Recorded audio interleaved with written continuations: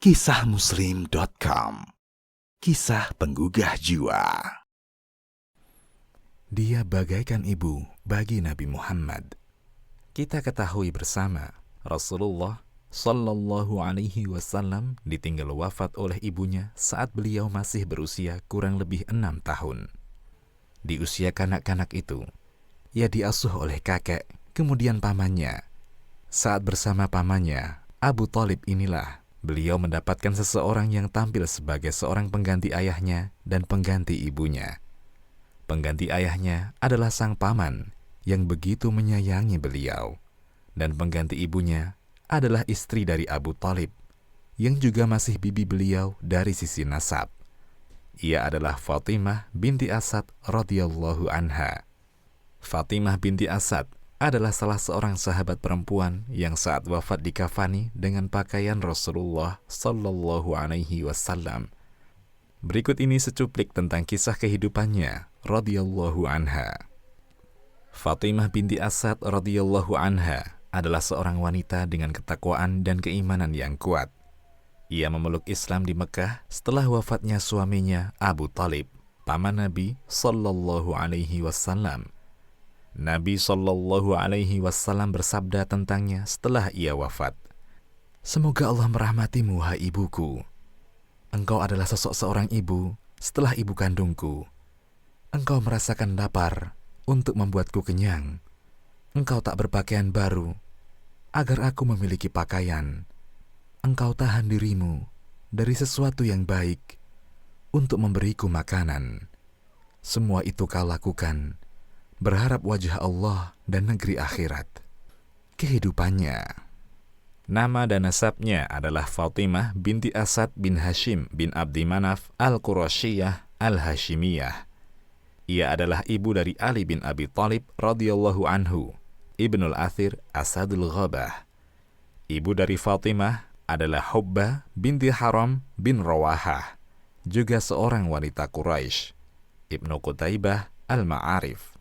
Fatimah tumbuh besar di masa jahiliyah di kota Mekah, Az-Zarqali al-A'lam. Ia menikah dengan Abu Thalib bin Abdul Muthalib bin Abdi Manaf. Dari keduanya lahirlah Ali bin Abi Thalib dan saudara-saudaranya, yaitu Thalib, Aqil, Ja'far, Jumanah, Ummu Hani. Semuanya memeluk Islam. Ibnu Qutaibah al-Ma'arif. Kedudukan lainnya yang dimiliki oleh Fatimah binti Asad adalah wanita Bani Hashim pertama yang memiliki putra seorang khalifah. Kemudian disusul oleh Fatimah binti Rasulullah, yang putranya Hasan bin Ali juga menjadi seorang khalifah. Lalu Zubaidah, istri Harun ar-Rasyid, ibu dari Khalifah Abbasiyah, Al-Amin. Ibnul Athir Asadul Ghabah. Merekalah wanita-wanita Ahlul Bait Nabi yang melahirkan khalifah. Memeluk Islam. Fatimah binti Asad memeluk Islam setelah wafatnya suaminya Abu Thalib. Kemudian ia bersama anak-anaknya hijrah ke Madinah. Ibnul Athir Asadul Ghabah. Ada 40 hadis yang ia riwayatkan dari Nabi Sallallahu Alaihi Wasallam. Umar Ridho Kahalah, A'lamun Nisa fi A'lamil Arabi wal Islam. Tidak hanya mengandalkan sisi kekerabatan dengan Nabi Sallallahu Alaihi Wasallam, Fatimah juga berusaha menjadi pribadi yang baik. Ia adalah seorang wanita solihah dan bagus agamanya. Di antara bentuk kedekatan Nabi dengannya adalah Nabi sering mengunjunginya dan tidur siang di rumahnya. Ibnu Hajar Al-Isabah fi Tamyizis Sahabah. Wafatnya. Ada yang meriwayatkan bahwa Fatimah binti Asad radhiyallahu anha wafat sebelum hijrah. Pendapat ini tentu tidak benar. Yang benar adalah beliau wafat sekitar tahun ke-5 Hijriah. Ibnu Asakir Tarikh Dimashq. Diriwayatkan dari Abdullah bin Abbas radhiyallahu anhuma, ketika Fatimah Ummu Ali bin Abi Thalib radhiyallahu anha wafat, Rasulullah Sallallahu Alaihi Wasallam melepas bajunya dan memakaikannya pada bibinya itu. Nabilah yang membaringkan sang bibi di makamnya.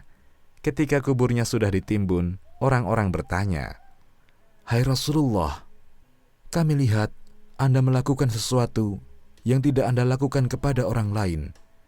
Nabi Shallallahu Alaihi Wasallam menjawab, "Aku pakaikan untuknya bajuku, agar ia memakai pakaian dari surga. Aku masuk ke dalam pembaringannya di kuburnya, agar ringan untuknya sempitnya kubur. Dia adalah makhluk Allah yang paling berbuat baik kepadaku setelah Abu Talib." Hadis Hasan diriwayatkan. Hadis Hasan diriwayatkan oleh At-Tabrani dalam Al-Mu'jam Al-Awsat.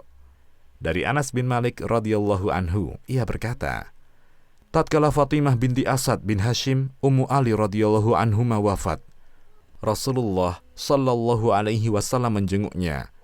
Beliau duduk di sisi kepalanya, beliau bersabda, "Semoga Allah merahmatimu, wahai ibuku. Engkau adalah sosok seorang ibu setelah ibu kandungku. Engkau merasakan lapar untuk membuatku kenyang. Engkau tak berpakaian baru agar aku memiliki pakaian.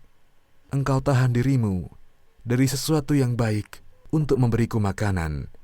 Semua itu kau lakukan berharap wajah Allah dan negeri akhirat."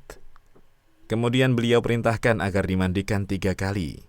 Tatkala telah tersedia air yang sudah dicampuri dengan kapur barus, Nabi tuangkan air tersebut dengan tangannya. Kemudian beliau buka bajunya dan dikafankan kepada bibinya. Setelah itu, dilapiskan di atasnya kain burdah. Lalu Rasulullah sallallahu alaihi wasallam memanggil Usamah bin Zaid, Abu Ayyub Al-Ansari, Umar bin Khattab, dan seorang budak laki-laki yang hitam untuk menggalikan makamnya. Saat kedalaman tanah telah mencapai batas tertentu, Rasulullah sendiri yang menggalikan untuknya. Setelah cukup, Nabi turun ke liang kuburnya dan meletakkan sang bibi di pembaringannya. Beliau berdoa, "Ya Allah, yang maha menghidupkan dan mematikan, Dialah Allah yang maha hidup, tidak mengalami kematian. Ampunilah ibuku, Fatimah binti Asad. Bimbinglah dia dalam hujahnya menjawab pertanyaan kubur. Lapangkanlah untuknya liang kuburnya dengan hak nabimu dan para nabi sebelumku. Sesungguhnya engkau maha penyayang." Beliau mensolatkan bibinya dengan 4 kali takbir dan memasukkannya ke liang lahat bersama Abbas dan Abu Bakar As-Siddiq. Diriwayatkan oleh Al-Haythami dalam Mu'jamuz Zawaid. Dalam hadis ini terdapat Ruh bin Solah, seorang yang disikotkan oleh Ibnu Hibban, namun terdapat kedhaifan padanya, sementara perawi lainnya adalah rijal yang sahih. Diriwayatkan oleh At-Tabrani dalam Mu'jamul Awsat dan Abu Nuaim dalam Hilyatul Auliya. Demikian, wallahu a'lam. Kisahmuslim.com. Kisah penggugah jiwa.